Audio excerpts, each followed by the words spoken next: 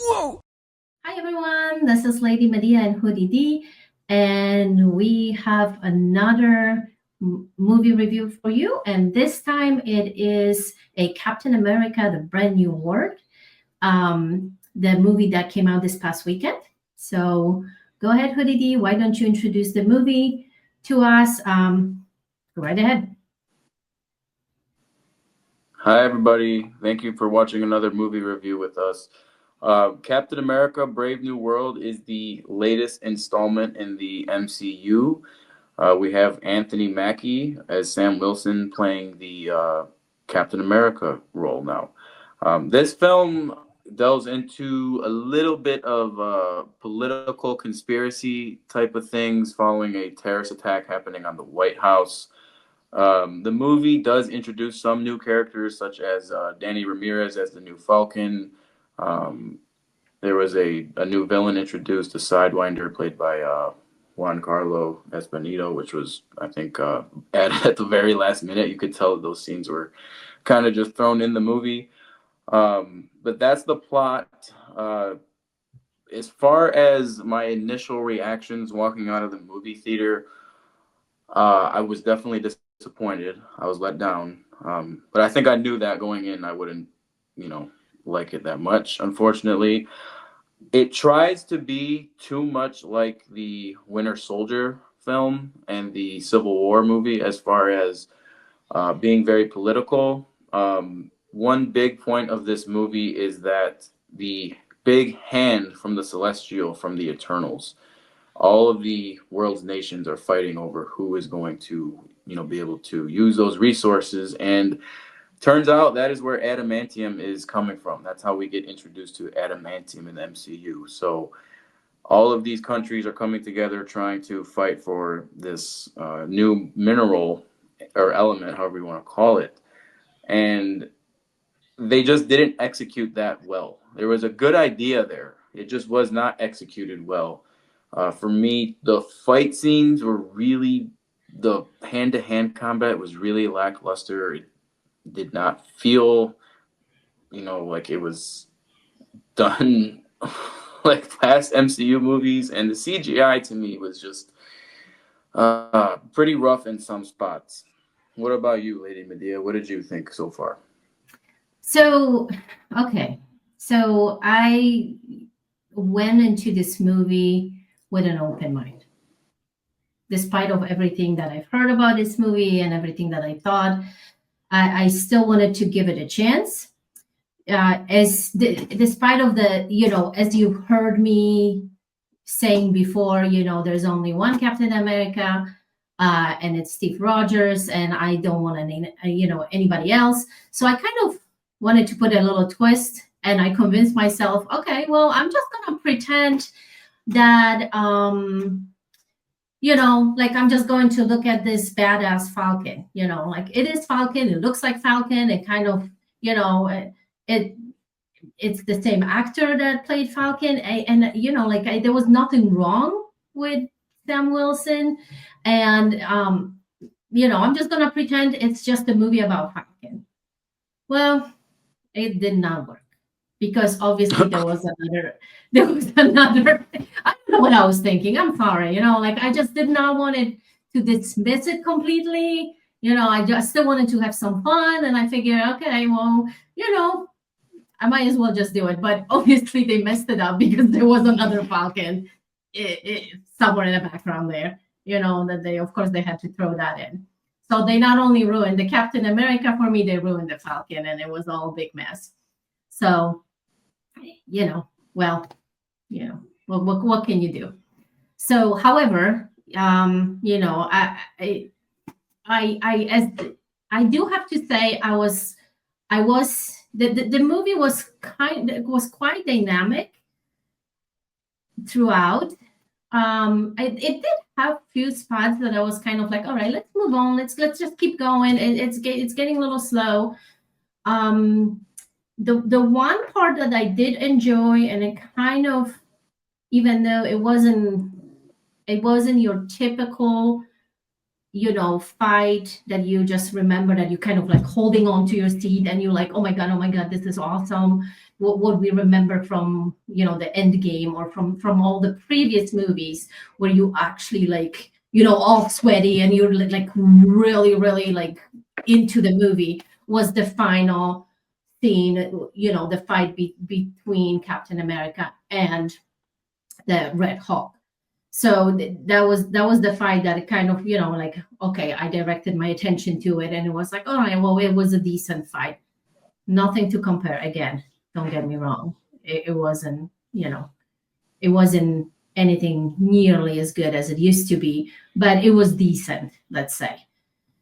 Um, a lot of CGI, a lot of ruined buildings, the White House in shackles, and then, because, let's be honest, whenever the Hulk or the Red Hulk, hits, there is just all everything just flying, all sorts of debris, everything's, totally destroyed. So I did enjoy that part.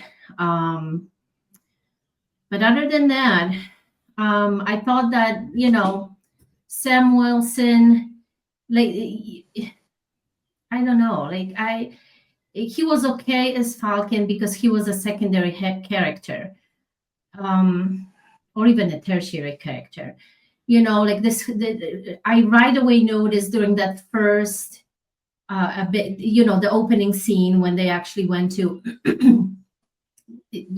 save the element from the thieves. The fighting scenes were very robotic. He kind of wasn't natural in fighting. He was trying to recreate the way, the Cap was, the using the shield and everything, but it wasn't the same. It wasn't even close. So I did not enjoy that part at all, or anything else that he did for that matter. So yeah, it's yeah, that it was a disappointment. It was the disappointment. The only thing that I did enjoy was when Bucky showed up.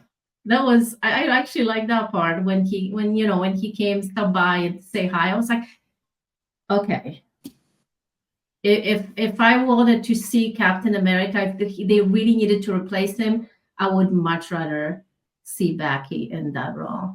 So there we go. No, Those I, were my I thoughts. agree. It did go to Bucky in the comics. Like it actually was passed to Bucky in the comics. So the fact that they chose to skip over that is really disappointing. Yeah, yeah. But yeah, I like I said, there were some concepts there that I liked and I thought were actually a decent idea to explore, Mhm. especially with all of these nations trying to fight over this you know new element that is risen out of the sea. That's a very interesting concept, but the movie just did not execute it well, in my opinion, and it tries to be like the previous two Captain America films, like political Mhm. thrillers, especially The Winter Soldier. That was more of a conspiracy type movie that did pull it off well. Um, so it's really sad to see just how quality from 11 years ago and today it's just dropped off so much. Yeah, absolutely. Well, if anything, we are going to have that introduction of that, new element to maybe, any further movies. They can probably use it going forward. But, anything else from that one is probably going to be useless. So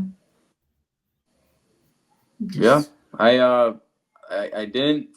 I think Eternals was worse. Um, I don't know if Ant-Man 3 was worse or not. Probably. So it's not, in my opinion, it's not the worst MCU film. It's just barely average. I don't have many good things to say. I did enjoy Harrison Ford in it. A lot of people didn't. I actually did like Harrison Ford in it. I thought he did a good job with what he was given. He really, um, pull it off. he really had fun with it. It looked like. He's good enough actor that he, even at his age, or especially at his age, I think with the experience, and the years that he has under his belt acting, he can probably just do anything at this point. So yeah, he pulled it off. But was it enough? To save the movie? No, absolutely not. But one question that I have for you. So, what did you think about the idea that they had? Because we talked about that. Like eh, for Captain America to fight Hawk, he really needed a lot of power or superpower. And what did you think? We were wondering, okay, what are they going to come up with? Because, he really didn't have much to work with. So, what did you think about how they equipped him in this movie to really take on the Red Hawk? So they don't really give you an explanation of how he gets this.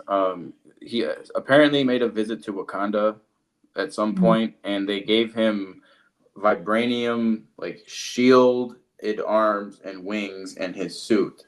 So just like the Black Panther suit too, when it like absorbs a Mhm. lot of impact, he can release it into a huge like energy burst essentially. So Yeah. it was really weird to see the Falcon have like these vibranium powers that just kind of looks weird to me. But I guess it works. He has some kind of power. Um, I don't know. They had to do something because there's no way he could fight the Hulk, the Red Hulk, without something. Yeah. And even like just regular super powered villains, like he in the future, like he's gonna have to have something to stand a Hmm. fair chance. So I think that's the only reason why they did that. There was a funny joke in the movie where he told Bucky he wishes he took the serum. I actually did think that was a very funny, well placed line. He kind of kept, like doubting himself. It's like, oh, I'm no Steve Rogers, and like I'm not meant to do this, and it looked like the they did it on purpose because they knew that's what people think, the audience.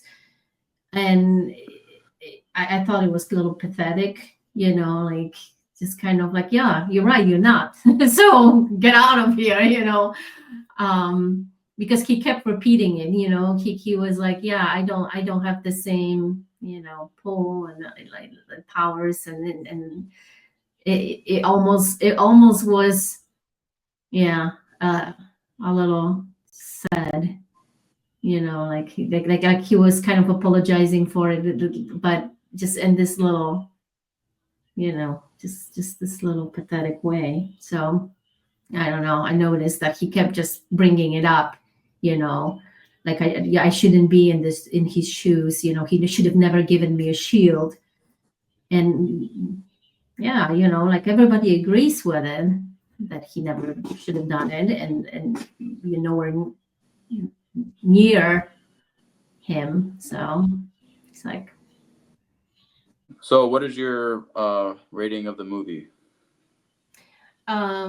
so I think I'm gonna go with 5.